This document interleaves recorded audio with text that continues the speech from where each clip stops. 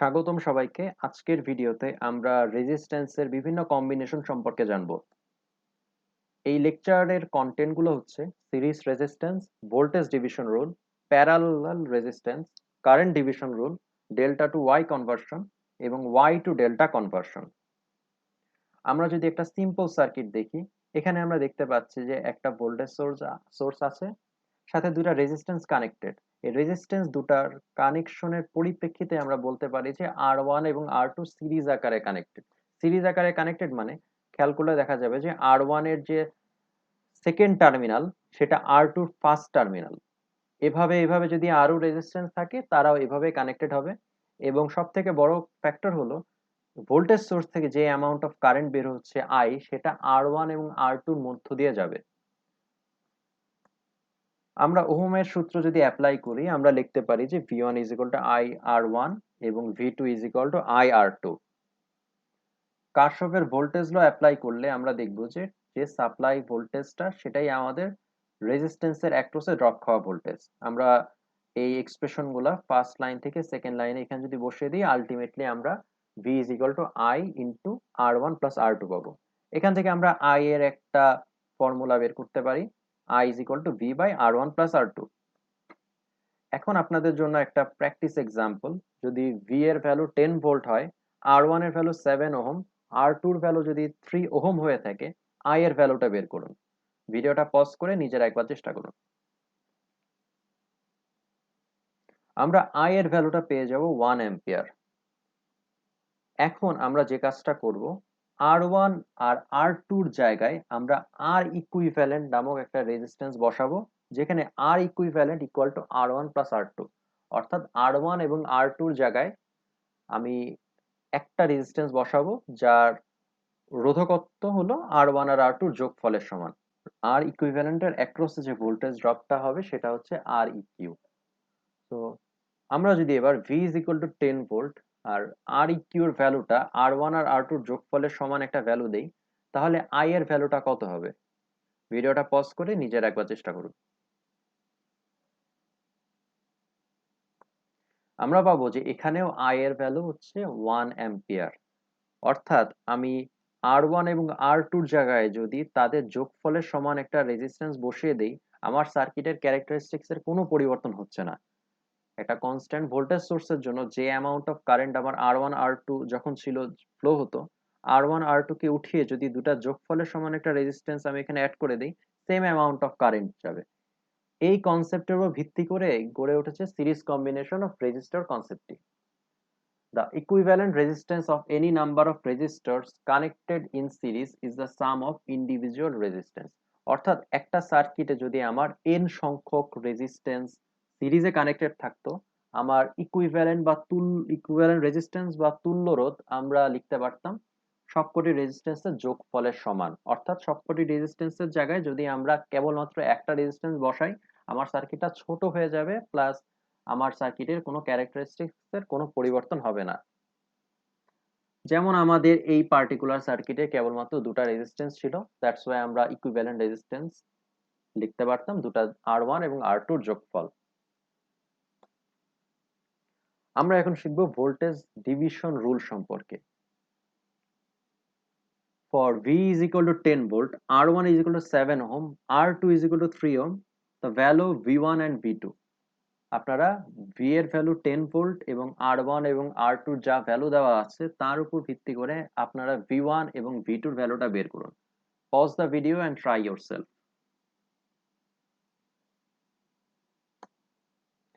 প্রথমত আমরা এখন যদি দেখি ওহমের সূত্র অনুসারে V1 is equal to I1 R1, V2 is equal to IR2। সেক্ষেত্রে আমরা লিখতে পারি যে I is equal to V by R1 plus R2। এখন I এর যে এক্সপ্রেশনটা আমরা পেয়েছি সেটা যদি আমি এখানে বসিয়ে দেই, দেন আমরা পেয়ে যাব V1 is equal to R1 plus R2 V, R V2 is equal to R2 by R1 plus R2 V। আপনারা সম্ভবত যারা ভোল্টেজ ডিভিশন রুল সম্পর্কে পরিচিত নন, তারা I এর ভ্যালুটা বের করে আলটিমেটলি ভোল্টেজের এক্সপ্রেশনের এখানে বসিয়ে ভ্যালু বের করতে পেরেছিলেন, এবং V1 এর ভ্যালুটা আমাদের হচ্ছে 7 ওহম আর V2 এর ভ্যালুটা হচ্ছে 3 ওহম। আমরা ভোল্টেজ ডিভিশন রুলটা ব্যবহার করে আই এর ভ্যালুটা না বের করে সরাসরি ভাবে আমরা ভি1 আর ভি2 এর ভ্যালুটা বের করতে পারি। তো এই পার্টিকুলার যে দুটো এক্সপ্রেশন আমরা পাচ্ছি, এই জেনারেল এক্সপ্রেশনটাই হচ্ছে গিয়ে ভোল্টেজ ডিভিশন রুল। অর্থাৎ আমার যদি একটা সার্কিটে সোর্স ভোল্টেজের ভ্যালু এবং করেসপন্ডিং রেজিস্ট্যান্সের ভ্যালুগুলো জানা থাকে, তাহলে আমি খুব সহজেই প্রতিটা রেজিস্ট্যান্সের অ্যাক্রসে যে ভোল্টেজটা ড্রপ খাবে সেটা বের করতে পারি। তো দেখা যাচ্ছে যে আমাদের এখানে আর1 এর অ্যাক্রসে যে ভোল্টেজ ড্রপ সেটা যদি ভি1 হয়ে থাকে, ভি1টা লিখলাম, এবং যেহেতু ভোল্টেজ ড্রপটা আমার রেজিস্ট্যান্সের সমানুপাতিক হয়ে থাকে, আর1টা উপরে এবং নিচে হচ্ছে ওভারঅল সার্কিটে যে যতগুলা রেজিস্ট্যান্স আছে সিরিজে আছে তাদের যোগফল, আর ভিটা হচ্ছে গিয়ে আমাদের সোর্স ভোল্টেজ। সিমিলারলি আমরা ভি2টা বের করতে পারবো। এখন যদি আপনারা সরাসরি ভাবে আর1 এবং আর2 এই ভ্যালুগুলো ব্যবহার করে খুব সহজেই ভি1 আর ভি2 ভ্যালু বের করতে পারবেন। আই এর ভ্যালু আলাদা করে বের করার দরকার হবে না। তো একটা সার্কিটে যদি এন সংখ্যক রেজিস্ট্যান্স সিরিজ আকারে থাকে, তাহলে ওই এন সংখ্যক রেজিস্ট্যান্সের মধ্যে যে কোনো একটা রেজিস্ট্যান্সের অ্যাক্রসে যে ভোল্টেজ ড্রপ হবে সেটার এক্সপ্রেশন আমরা লিখতে পারি। তো এন তম রেজিস্ট্যান্সে যে ভোল্টেজ ড্রপ ভিএন, সেটার এক্সপ্রেশনের জন্য উপরে হচ্ছে গিয়ে আমার এন তম রেজিস্ট্যান্স এবং নিচে হচ্ছে সব সিরিজ রেজিস্ট্যান্সের যোগফল, গুণ আকারে থাকছে আমাদের সোর্স ভোল্টেজ। এখন আমরা শিখব প্যারালাল রেজিস্টর সম্পর্কে। প্যারালাল রেজিস্টরের ক্ষেত্রে আমরা যদি দেখতে পারি এখানে দুইটা রেজিস্টর আছে আর1 এবং আর2, এবং তাদের কানেকশন সিস্টেমটা এরকম ভাবে থাকবে যে দুটা রেজিস্ট্যান্সের এক মাথায় আছে নোড এ, আরেক মাথায় আছে নোড বি। অর্থাৎ যদি দুই বা ততোধিক রেজিস্ট্যান্সের ক্ষেত্রে এক মাথা একটা কমন নোডে এবং লাস্ট মাথা আরেকটা কমন নোডে কানেক্টেড থাকে, সেক্ষেত্রে আমরা বলতে পারবো সেই রেজিস্ট্যান্স গুলা প্যারালাল। আমরা যদি খেয়াল করি যে V is equal to I one R one is equal to I two R two, এটা কথাটার উদ্দেশ্য হচ্ছে আমাদের এই রেজিস্ট্যান্সের সাথে প্যারালাল আকারে কিন্তু এই ভোল্টেজ সোর্সটাও কানেক্টেড, এবং এই ভোল্টেজ সোর্সের ভোল্টেজটাই সরাসরি ভাবে আমাদের আর1 ব্রাঞ্চেও আসবে, আর2 ব্রাঞ্চেও আসবে। তো আর1 রেজিস্ট্যান্সের মধ্যে দিয়ে কারেন্ট ফ্লো এর কারণে যে ভোল্টেজ ড্রপ সেটাই আই1 আর1, আর2 এর মধ্যে দিয়ে কারেন্ট ফ্লো এর কারণে যে ভোল্টেজ ড্রপ সেটা আই2 আর2। সেক্ষেত্রে আমরা পেতে পারি যে I one is equal to V by R one, I two is equal to V by R two. আমরা কারশফের কারেন্ট ল অনুসারে জানি যে একটা টার্মিনালের মধ্য দিয়ে বা একটা নোডে যে অ্যামাউন্ট অফ কারেন্ট আসবে ঠিক সেই অ্যামাউন্ট অফ কারেন্ট চলে যাবে। সেক্ষেত্রে আমরা লিখতে পারি I equal to I one plus I two. আমরা যদি এই ভ্যালুগুলো এখানে বসিয়ে দিই, তাহলে আমরা ultimately I equal to V into one by R one plus one by R two লিখতে পারি। এখন আপনাদের কাছে V is equal to 10 volt দেওয়া আছে, R one is equal to 7 ohm, R two is equal to 3 ohm. তো I এর ভ্যালুটা কি হবে? আপনার ভিডিওটা পজ করে নিজের একবার চেষ্টা করুন। আমরা আই এর ভ্যালুটা পাবো 4.76 অ্যাম্পিয়ার। এখন আমরা যে কাজটা করব, আর ওয়ান এবং আর টুর পরিবর্তে এমন একটা রেজিস্ট্যান্স বসাবো যার সাথে আর ওয়ান এবং আর টু রিলেশনটা অনেকটা এরকম, যাতে one by R one plus one by R two equal to one by R equivalent হয়। এই এক্সপ্রেশনে যদি আমি one by R one plus one by R টুর ভ্যালুটা বসিয়ে দিই, সেক্ষেত্রে আমরা পাবো ভি বাই আর ইকুইভ্যালেন্ট। তো কি হলো এখানে আমরা যদি একটু সামারাইজ করি, আমাদের এই সিম্পল সার্কিটে দুইটা রেজিস্ট্যান্স প্যারালাল আকারে ছিল। দুইটা রেজিস্ট্যান্সের জায়গায় আমি একটা রেজিস্ট্যান্স বসাবো যেটা আছে আর ইকুইভ্যালেন্ট, যাতে one by R equivalent equal to one by R one plus one by R two হয়।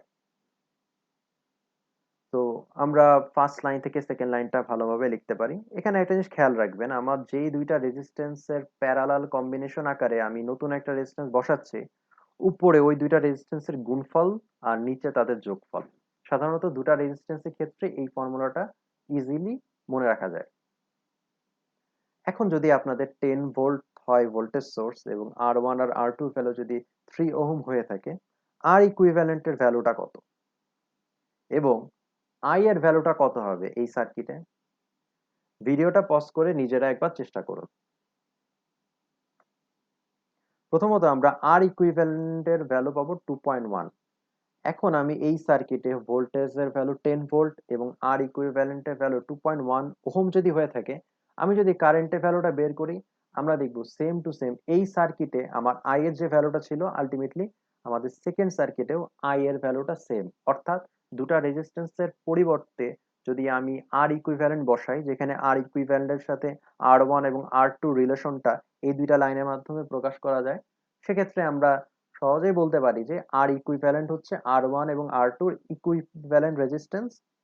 এবং ইকুইভ্যালেন্ট রেজিস্ট্যান্স হওয়ার মানে হচ্ছে আমরা দুটা রেজিস্ট্যান্সের পরিবর্তে যদি এই ভ্যালুর একটা রেজিস্ট্যান্স বসাই, তাহলে আমার সার্কিটের কারেন্টের ফ্লোর কোনো পরিবর্তন হবে না।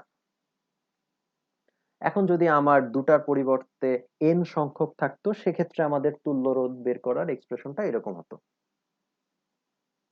আমরা এখন শিখবো কারেন্ট ডিভিশন রুল সম্পর্কে। কারেন্ট ডিভিশন রুলটা অনেকটা আমাদের ভোল্টেজ ডিভিশন রুলের মতোই, এবং এদের মধ্যকার যে সাদৃশ্যটা আমরা একটু পরেই দেখতে পাবো। আমরা যা দেখেছিলাম যে V is equal to I1 R1 equal to I2 R2।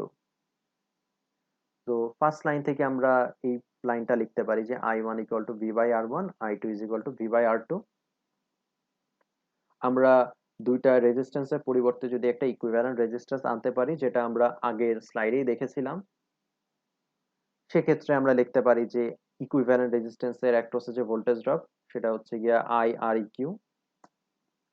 এবং ইকুইভ্যালেন্ট রেজিস্ট্যান্সের যে ফর্মুলাটা, সাধারণত দুটা রেজিস্ট্যান্স যদি প্যারালাল আকারে থাকে তাহলে তাদের ইকুইভ্যালেন্ট রেজিস্ট্যান্সের যে ফর্মুলাটা আমরা তৈরি করেছিলাম, সেটা হচ্ছে R1 R2 by R1 plus R2। আমরা জাস্ট এই ভ্যালুটা এখানে বসিয়ে দেব। বসিয়ে দিলে আমরা সিমিলার একটা এক্সপ্রেশন, এরকম একটা এক্সপ্রেশন পাবো। আমি যদি এবার খেয়াল করবেন, V এর ভ্যালুটা আমি যদি এই I1 এবং I2 র এই এক্সপ্রেশনে বসিয়ে দিই, আমরা এরকম একটা এক্সপ্রেশন পাবো, যেখানে I1 is equal to I1 মানে এই যে R1 রেজিস্ট্যান্সের মধ্য দিয়ে যে কারেন্টটা যাচ্ছে সেটা, উপরে থাকছে R2, নিচে হচ্ছে R1 plus R2 into I। Similarly I2 এর একটা এক্সপ্রেশন আমরা পাবো। খেয়াল করবেন যে এখানে আমাদের R2 দেওয়া আছে, যদিও আমার কারেন্টটা কিন্তু R1 রেজিস্ট্যান্সের মধ্য দিয়ে ফ্লো করছে। এটা দ্বারা নর্মালি বোঝানো হচ্ছে যে কারেন্ট আর রেজিস্ট্যান্সের যেহেতু ব্যস্তানুপাতিক সম্পর্ক, বেশি রেজিস্ট্যান্সের ভ্যালু যদি বেশি হয়ে থাকে, তাহলে ওই রেজিস্ট্যান্সের মধ্য দিয়ে কম অ্যামাউন্ট অফ কারেন্ট ফ্লো করবে। আমরা যদি আবার একটু সামারাইজ করি যে এটা ভোল্টেজ ডিভিশন রুল সম্পর্কে, V1 is equal to R1 by R1 plus R2 into V। Similarly আমরা V2 এর এক্সপ্রেশন পাবো। খেয়াল করবেন কারেন্ট ডিভিশন রুলটাও কিন্তু অনেকটা এরকমই। যেহেতু কারেন্ট আমার রেজিস্ট্যান্সের সাথে ব্যস্তানুপাতিক, দ্যাটস ওয়াই আমরা 1 বাই R1 আকারে লিখছি, যেখানে ভোল্টেজ ডিভিশন রুলের সময় শুধুমাত্র R1 ছিল। জাস্ট একটু মডিফাই করলেই কিন্তু আমরা আলটিমেটলি I1 এর এই এক্সপ্রেশনটা পাবো, যেটা আমরা আগের স্লাইডে দেখেছিলাম। সিমিলারলি I2 এর এই এক্সপ্রেশনটাও চলে আসবে। আমরা এখন একটা ম্যাথমেটিক্যাল এক্সাম্পল দেখব। এখানে দেখা যাচ্ছে যে অনেকগুলো রেজিস্ট্যান্স একটা কমপ্লেক্স স্ট্রাকচারে নিজেদের মধ্যে কানেক্টেড। আমাদের উদ্দেশ্যটা হচ্ছে এতগুলা রেজিস্ট্যান্সের পরিবর্তে আমরা জাস্ট একটা রেজিস্ট্যান্সের ভ্যালু নিয়ে আসব, যাতে সবকটা রেজিস্ট্যান্সের ইম্প্যাক্টটা একটা সার্কিটে কাভার হয়ে যায়। এইটার সুবিধাটা হচ্ছে আমরা যখন আমাদের সিরিজ প্যারালাল সার্কিটের কনসেপ্টটা কাজে লাগাবো, আমার একটা জটিল সার্কিট খুব সহজেই ছোট হয়ে যাবে। এখন আমরা স্টেপ বাই স্টেপ ওই জিনিসটাই দেখব। প্রথমত যদি আমরা আমাদের অরিজিনাল সার্কিটটা নেই, অরিজিনাল সার্কিটের মধ্যে খেয়াল করবেন যে 6 আর 3, 6 ওহম আর 3 ওহম এরা প্যারালাল কম্বিনেশনে কানেক্টেড। তো প্যারালাল কম্বিনেশনে কানেক্টেড থাকলে আমরা 6 এবং 3 এর পরিবর্তে এমন একটা রেজিস্ট্যান্স বসাতে পারি, সেটা যাতে তাদের প্যারালাল কম্বিনেশনের ফর্মুলা বা সূত্রটাকে সাপোর্ট করে। সেক্ষেত্রে আমরা 6 ওহম আর 3 ওহম এর যদি প্যারালাল কম্বিনেশন বের করি, আমরা আগের দিকে দেখেছিলাম যে দুটা রেজিস্ট্যান্সের প্যারালাল কম্বিনেশন বের করার সহজ একটা উপায় হচ্ছে দুটার ভ্যালু উপরে হবে গুণ, নিচে হচ্ছে তাদের যোগ। আপনারা যদি 1 by R equivalent is equal 1 by 6 plus 1 by 3 ওইভাবেও বের করতে পারেন। আলটিমেটলি 6 আর 3 এর প্যারালাল কম্বিনেশনের যে রেজিস্ট্যান্সের ভ্যালুটা পাবো, সেটা হচ্ছে গিয়ে 2 ওহম। খেয়াল করবেন যদি দুটা রেজিস্ট্যান্সের প্যারালাল কম্বিনেশন আমরা করি, অথবা দুয়ের অধিক রেজিস্ট্যান্সেরও যদি প্যারালাল কম্বিনেশন করি, সেক্ষেত্রে যে আমাদের ইকুইভ্যালেন্ট রেজিস্ট্যান্সটা আসবে, তার ভ্যালুটা একেবারে ছোট যেটা তার চেয়েও কম। অর্থাৎ 6 আর 3 এর মধ্যে ছোট ছিল 3 ওহম, আমাদের ইকুইভ্যালেন্ট রেজিস্ট্যান্সের ভ্যালুটা 3 এরও কম, এবং সেটা 2 ওহম। আবার যদি খেয়াল করি আমাদের 1 ওহম আর 5 ওহম এরা সিরিজ আকারে কানেক্টেড। তো আমরা 1 আর 5 যোগ করতে পারি। তো 1 আর 5 যদি যোগ করি আমাদের হচ্ছে 6। তো আমাদের এই সার্কিটটা একটু সিম্পল হয়ে যাবে আলটিমেটলি। তো আলটিমেটলি আমাদের এই সার্কিটটা থেকে এই সার্কিটটাতে চলে আসবে, এবং সার্কিটটা সিম্পলিফাইড হলেও আমার সার্কিটের ওভারঅল ক্যারেক্টারিস্টিক্স এর কোনোই চেঞ্জ হবে না। এখন খেয়াল করে আমরা বলতে পারি, আরো ছোট আমরা করতে পারবো। 2 আর 2 আছে আমাদের সিরিজে, তো আমরা 2 আর 2 যদি যোগ করে ফেলি সেটা হয়ে যাবে 4, এবং এই 2 আর 2 যোগ করার ফলে যে 4 সৃষ্টি হয়েছে, এই 4-এর সাথে 6 আবার আছে প্যারালাল। তো 4 আর 6 যদি আমি প্যারালাল কম্বিনেশন করি হয়ে যাবে 2.4 ওহম। তো সার্কিটটা আমাদের আরো সিম্পল হয়ে যাবে, এবং আলটিমেটলি 2.48 ওহম। তো 4 আর 2.4 আর 8 ওহম, এই তিনটা রেজিস্ট্যান্স পরস্পর সিরিজ আকারে কানেক্টেড। কারণ সিরিজ আকারে যদি বলি, আমাদের সার্কিট এই রেজিস্ট্যান্স গুলো এমন ভাবে কানেক্টেড যে একটা লাস্ট টার্মিনালের সাথে একটা ফার্স্ট টার্মিনাল এভাবে বাকিগুলো কানেক্টেড, এবং এখানে যদি একটা ভোল্টেজ সোর্স থাকতো, সেম অ্যামাউন্ট অফ কারেন্ট আমার তিনটা রেজিস্ট্যান্সের মধ্য দিয়ে ভালোভাবে ফ্লো হতো। তো আমাদের আর ইকুইভ্যালেন্টটা হচ্ছে 4 plus 2.4 plus 8 ohm is equal two 14.4। তো দেখা যাচ্ছে যে আমাদের একটা কমপ্লেক্স একটা সার্কিটের জায়গায় আমরা একটা সিম্পলিফাইড একটা সার্কিট বসাতে পারি, বা মোট কথা একটা সিম্পল রেজিস্ট্যান্স বসাতে পারি, সেটা হচ্ছে 14.4 ওহম। আমরা একটু কমপ্লেক্স সার্কিট দেখবো এখন। Calculate the equivalent resistance RAV in the circuit. এখন আপনাদের যদি খেয়াল করবেন, এখানে সব কয়টা নোডের ভ্যালু দেওয়া আছে, নোডের ভ্যালু বলবো না, নোডের সিম্বল দেওয়া, যেমন A node, C node, D node, আবার এখানে আছে বি নোড। খেয়াল করবেন যে 3 ওহম আর 6 ওহম এরা পরস্পর প্যারালাল কানেক্টেড, কারণ দুটা রেজিস্ট্যান্সের এক মাথা 3-এ, সি-তে, আর অপর মাথা বা অপর টার্মিনাল সেটা হচ্ছে বি নোডে। তো 3 আর 6 আমাদের প্যারালাল। আবার আমাদের কিন্তু 4 এবং 12 ও প্যারালাল। খেয়াল করবেন তাদের একটা মাথা ডি নোডে, বাকি মাথাটা বি নোডে কানেক্টেড। তো আমরা যে যদি এগুলাকে ইকুইভ্যালেন্ট রেজিস্ট্যান্স কনসেপ্টটা অ্যাপ্লাই করি, সেক্ষেত্রে আমরা 3 আর 6 এর পরিবর্তে 2 পাবো। সিমিলারলি 12 এবং 4 এর পরিবর্তে আমরা পাবো 3 ওহম। খেয়াল করবেন 1 আর 5 কিন্তু আমার এখানে সিরিজ আকারে ছিল, তো 1 plus 5 is equal two 6 ohm. তো আলটিমেটলি এই অপারেশন গুলো করার পর আমরা একটা ইকুইভ্যালেন্ট সার্কিট পাবো, এবং ইকুইভ্যালেন্ট সার্কিটটা প্রথম সার্কিট থেকে যথেষ্ট সিম্পল। তো আমরা আরো ছোট করতে পারি। খেয়াল করবেন 3 ওহম আর 6 ওহম এরা কিন্তু পরস্পর প্যারালাল। তো আমরা যদি প্যারালাল কম্বিনেশন করি তাহলে 2 ওহম পাবো। তো এই দুইটার যে প্যারালাল কম্বিনেশন করার কারণে আমরা যে 2 ওহম পেয়েছি, তার সাথে যদি আমি এই 1টা যোগ করে দিই, কারণ ইকুইভ্যালেন্ট রেজিস্ট্যান্সের সাথে এই 1 ওহমটা সিরিজ আকারে কানেক্টেড, তো 1 plus 2 is equal to 3 ohm আমরা পেয়ে যাব, এবং সার্কিটটা আরেকটু সিম্পল হয়ে যাবে। তো 2 আর 3 আমাদের এখন প্যারালাল কম্বিনেশনে আছে, এদেরকে যদি আমরা প্যারালাল কম্বিনেশনের মাধ্যমে আমরা পেয়ে যাব 1.2 ওহম, এবং ওই 1.2 ওহম যদি আমি 10 এর সাথে যোগ করে দিই, কারণ 10 এর সাথে 2 আর 3 যে প্যারালাল রেজিস্ট্যান্স বা প্যারালাল কম্বিনেশন রেজিস্ট্যান্স সিরিজে আছে, তো 10 এর সাথে 1.2 যোগ করে দিলে আমরা 11.2 ওহম পেয়ে যাব। এখন আমরা ওয়াই ডেল্টা ট্রান্সফরমেশন সম্পর্কে জানবো। এখানে আমরা দেখতে পাচ্ছি যে তিনটা রেজিস্ট্যান্স দুটা আলাদা কনফিগারেশনের মাধ্যমে নিজেদের মধ্যে কানেক্টেড, কিন্তু খেয়াল করলে দেখবেন যে কম্বিনেশন বা কনফিগারেশনটা,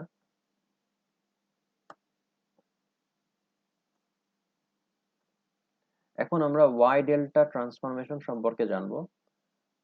আমাদের ফিগারে দেখবেন যে দুটা দুটা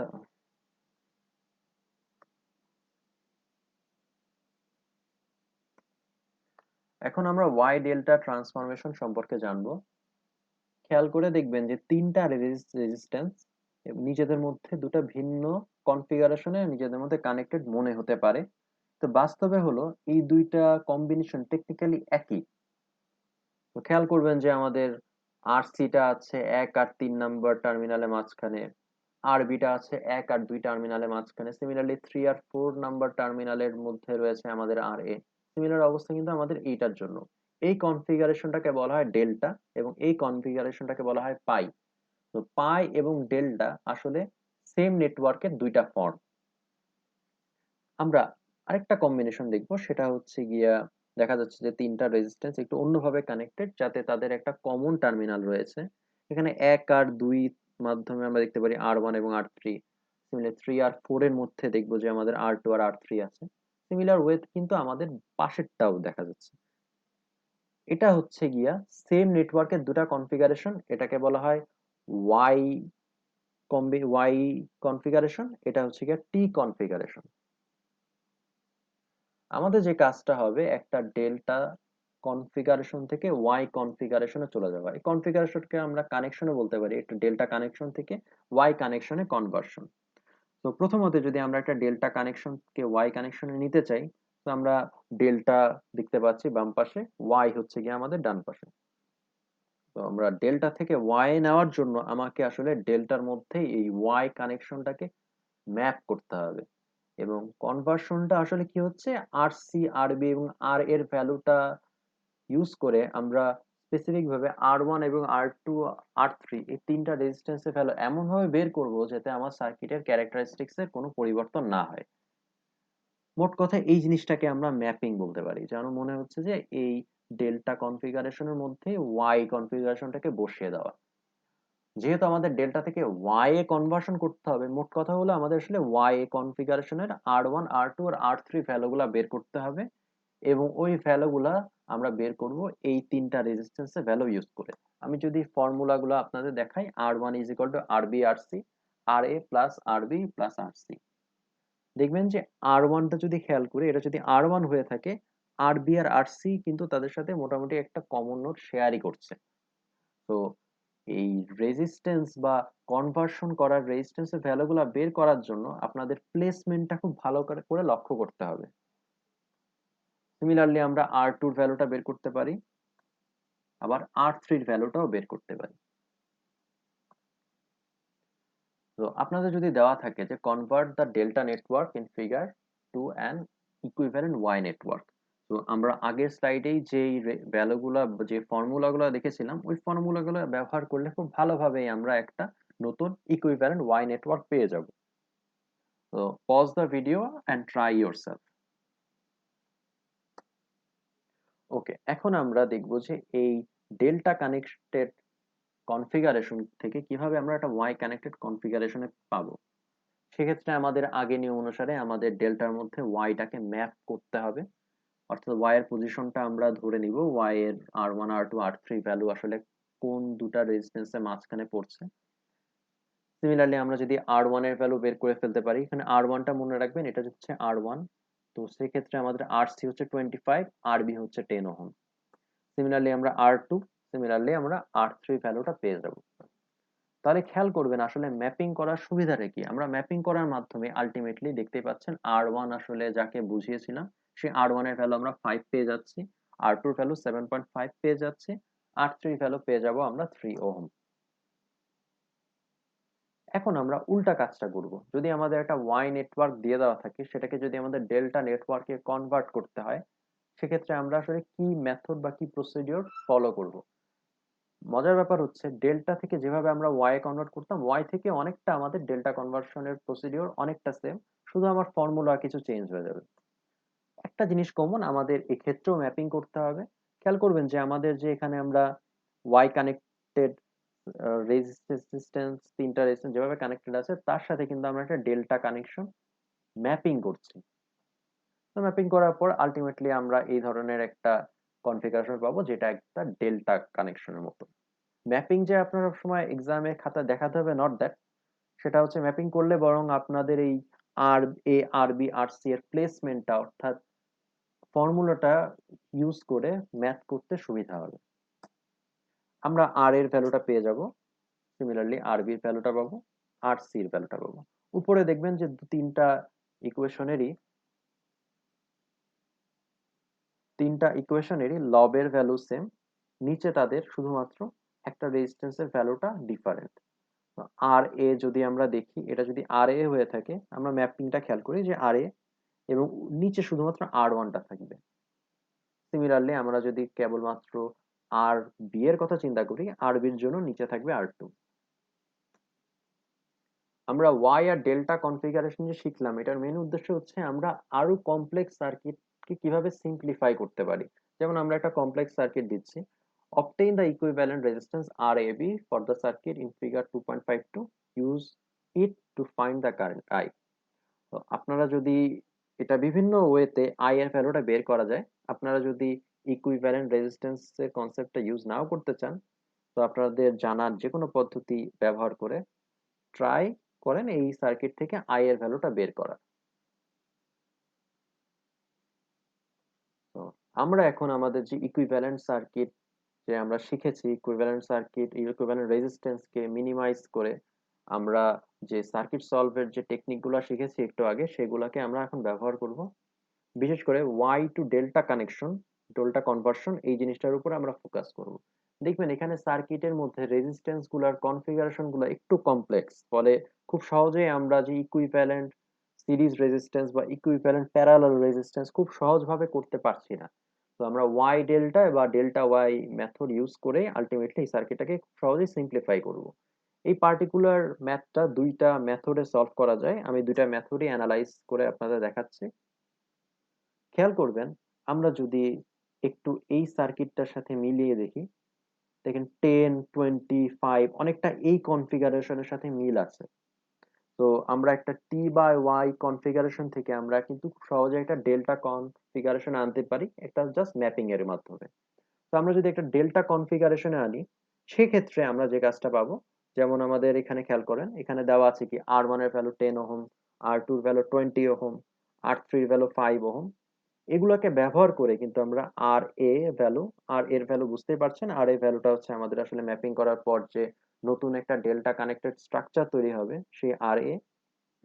সিমিলারলি আমরা পাবো আর বি, সিমিলারলি পাবো আমরা আর সি। তো আমরা যদি এই ওয়াই বা টি নেটওয়ার্ককে যে আমরা ডেল্টা কানেকশনে কনভার্ট করলাম, সেটা যদি আমাদের এই সার্কিটে আমরা দেখাই, তো আমাদের যে একটু কমপ্লেক্স যে টি কনফিগারেশনটা আছে, সেই টি কনফিগারেশন একটা ডেল্টা কনফিগারেশনের মতন হয়ে গেল, যার ফলে আমরা দেখতে পাচ্ছি 70 আছে, 35, 17.5 ওহম। তো আমাদের আমরা ওয়াই বা টি থেকে ডেল্টা কানেকশনে নিয়ে যাওয়ার ফলে একটু সিম্পলিফিকেশনের মধ্যে আমরা আসলাম। খেয়াল করবেন যে এখানে আমাদের দুটা প্যারালাল কম্বিনেশন রয়েছে, একটা হচ্ছে 12.5, 17.5 ওহম, আর একটা হচ্ছে 15 আর 35 ওহম। তো আপনারা যদি প্যারালাল কম্বিনেশনের ফর্মুলাটা ব্যবহার করি, তো আমরা এই দুইটা 70 আর তারপরে আমরা হচ্ছে 12.5, 17.5, সিমিলারলি 15 আর 35, প্লাস এখানে খেয়াল করবেন যে 17 ওহম আর 30 ওহম এরা নিজেরাও প্যারালাল। তো আমরা একটা প্যারালাল কম্বিনেশন ইউজ করে খুব সিম্পলি ভাবে এই কমপ্লেক্স একটা কনফিগারেশন থেকে তুলনামূলকভাবে একটা সিম্পল কনফিগারেশনে চলে আসলাম। এখন জাস্ট আমরা ইকুইভ্যালেন্ট রেজিস্ট্যান্সটা বের করতে পারি খুব সহজেই।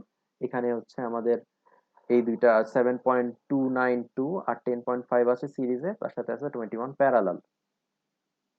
এখন খেয়াল করেন যে আমরা এত কমপ্লেক্স একটা কনফিগারেশন, যে কারেন্ট এ টার্মিনালে এন্টার করার পর যত রেজিস্ট্যান্স ফেস করছে, এত কমপ্লেক্স একটা স্ট্রাকচারের জায়গায় শুধুমাত্র আমি জাস্ট একটা রেজিস্ট্যান্স ব্যবহার করতে পারি, যার ভ্যালু 9.632 ওহম। তো এই জিনিসটা যদি আমি সোর্স ভোল্টেজকে এই ইকুইভ্যালেন্ট রেজিস্ট্যান্স দিয়ে ভাগ দিই, খুব সহজভাবে আমাদের 12.458 অ্যাম্পিয়ার কারেন্টটা চলে আসবে। এটাই আমাদের অ্যান্সার। তো আমরা ফার্স্ট মেথডে ওয়াই নেটওয়ার্ক থেকে আমরা ডেল্টা নেটওয়ার্কে নিয়ে গেলাম, দেন সার্কিটটাকে সলভ করলাম। আমরা মেথড টু তে কাজটা করব, আমরা একটা ডেল্টা নেটওয়ার্ককে ওয়াই নেটওয়ার্কে কনভার্ট করে দেন সার্কিটটাকে সলভ করব।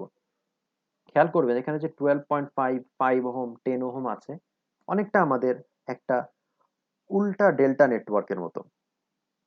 এই উল্টা ডেল্টা নেটওয়ার্ক থেকে কিন্তু আমরা একটা উল্টা ওয়াই নেটওয়ার্ক বানিয়ে ফেলতে পারি, এবং ওয়াই নেটওয়ার্ক বানিয়ে ফেলে এই সার্কিটটা আরো সিম্পল হয়ে যাবে। আমরা যদি ওভারঅল ম্যাপিং জিনিসটা আমরা আগেও দেখিয়েছি, যদি সেই ফর্মুলাগুলো আপনারা অ্যাপ্লাই করেন, খুব সহজভাবে আপনারা আপনারা এই ভ্যালুগুলো পেয়ে যাবেন। খেয়াল করবেন যে এখানে নোডের ভ্যালু দেওয়া আছে কি কি, যেমন আর সি আর এন। এখানে আর সি বলতে বলা হচ্ছে 10 কে। আমরা যদি এখান থেকে চিন্তা করে দেখি, এখান থেকে আমরা জাস্ট পরিপূর্ণভাবে ম্যাপিং এর মাধ্যমে এডির ভ্যালুটা পাবো, আর সিডির ভ্যালুটা পাবো, আর এনডির ভ্যালুটা পাবো। এখানে ফিগারটা জাস্ট আমাদের আগের স্লাইডের ফিগার, সেক্ষেত্রে হয়তো এখানকার যে প্যারামিটার গুলা, ওগুলা হয়তো একটু সিম্বল ভিন্ন হতে পারে, বাট কনসেপ্টটা সেম। তো খেয়াল করেন আমাদের যে একটা উল্টা ডেল্টা নেটওয়ার্ক ছিল, সেই জায়গায় যদি আমরা এই কনফিগারেশনটা বসিয়ে দিই, সিমিলার এরকম একটা সার্কিট কনফিগারেশন চলে আসবে। এবং এই ভ্যালুগুলা আমরা একটু আগে বের করেছি, যেমন আমাদের 4.545, 2.273, আবার 1.8182 ওহম। এখন সার্কিটটা অনেক বেশি সিম্পল হয়ে গেছে। খেয়াল করবেন যে আমাদের আসলে 2.273 আর 50 ওহম হচ্ছে সিরিজ, সিমিলারলি আমাদের 1.8182 সাথে 20 হচ্ছে সিরিজ, এবং এই দুইটা সিরিজ সিরিজ কম্বিনেশন নিজেদের মধ্যে প্যারালালি ভাবে কানেক্টেড। তো প্যারালালি ভাবে কানেক্টেড, ওই থেকে আমরা তাহলে আর ডিবি, যেটা দুইটা সিরিজ রেজিস্ট্যান্সের প্যারালাল কম্বিনেশন, ওইভাবে বের করতে পারবো। খেয়াল করবেন যে দুটা সিরিজ রেজিস্ট্যান্স আমরা যোগ আকারে লিখছি এবং ওভারঅল কনফিগারেশনটা আমাদের প্যারালাল। তো প্যারালাল প্যারালাল রেজিস্ট্যান্সের ক্ষেত্রে আমাদের দেখতে পারি যে আমার করেসপন্ডিং দুইটা রেজিস্ট্যান্স উপরে গুণ আকারে থাকবে, নিচে হচ্ছে রেজিস্ট্যান্স গুলো যোগ আকারে। সেক্ষেত্রে আমরা একটু সিম্পল ওয়েতে এই ডিবির জায়গায় আমরা 9.642 পাবো। দেখবেন 9.462 সাথে কিন্তু 4.545 ওহমটা সিরিজে ছিল। তো আমরা যদি এটাকে সিরিজে নিয়ে যাই, সিরিজে নিয়ে যাওয়ার পরে ওভারঅল কনফিগারেশনের সাথে যদি 30টা প্যারালাল করে দিই, যেহেতু এরা প্যারালাল কম্বিনেশনে থাকবে, তখন আমরা আর এ বির ভ্যালুটা পেয়ে যাব। তো আর এ বির ভ্যালুটা যদি আবার ভিএস কে আমি ভাগ দিই, সেক্ষেত্রে আমাদের মেথড ওয়ান এর মতনই কারেন্টের value I is equal two 12.458 ampere আসবে। তো আশা করি আপনারা আজকে আমাদের এই কনসেপ্টটা বুঝতে পেরেছেন। সবাইকে ধন্যবাদ।